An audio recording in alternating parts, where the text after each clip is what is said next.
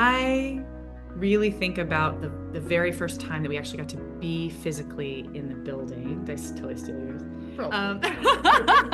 We got to the space and we gathered with the actors and Elissa. And, first rehearsals are wonderful in general, but there was something really magical about that room and the people gathered there. And I thought, oh, okay, I am in the presence of deep community. Like these artists, these actors, Elissa had clearly built something that was so much bigger than any of us. And I felt like, fantastic, I can get in this boat and it is gonna go. For the entire history of Latté, I think that the goal has been to use this craft, which does allow for such access to like beauty and joy, but to always use that in service of what is going on in our world and what is going on with us as humans, and how can we use this form to explore that and explode it and expand it. In my experience, there are very few places doing this as well as Latté. How to do this, how to support artists, how to support process. And that's how we're gonna create a whole new canon with a whole new generation of voices.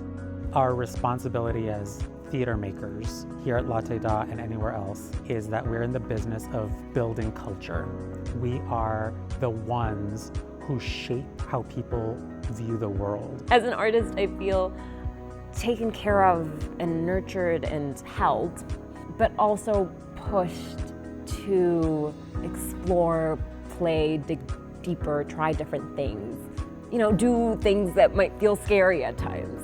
And I think Latté creates that environment that then leads to like beautiful art making.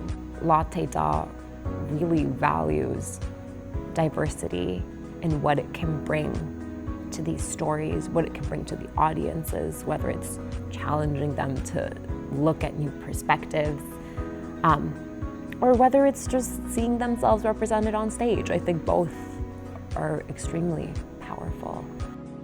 I would say Latté's work is very cerebral.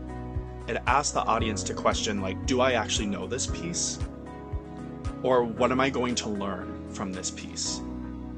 That's different. And you're in good hands if you want that.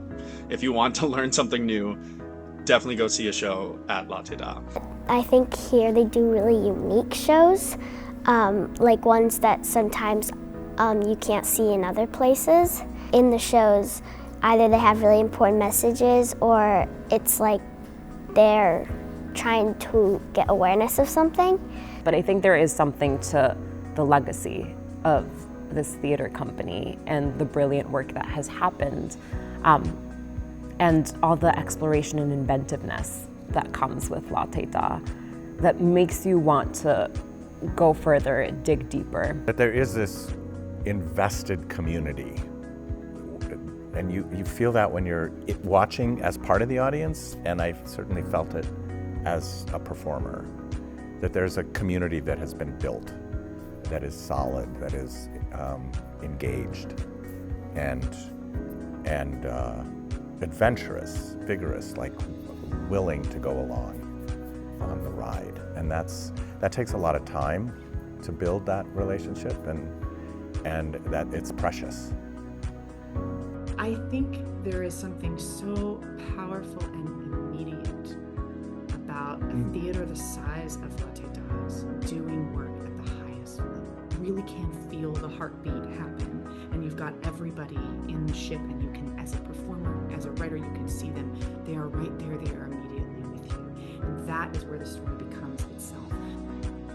Latté is for the people of Minnesota and the artists of Minnesota. It is for the people that want to feel and want to be connected to art and to think. And it is for you, it is for me, it is for the community of Minnesota. I don't think that the world of American theater can live without a space like Latté does, right, where artists can come and take actual risks, right, true risks, and get immediate feedback that's really present. Mm-hmm. And without that ecosystem, I don't think there's anything above, and I think there's anything below.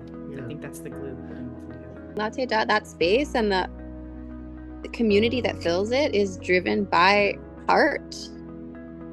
It's a space for risk. It's a space for authenticity.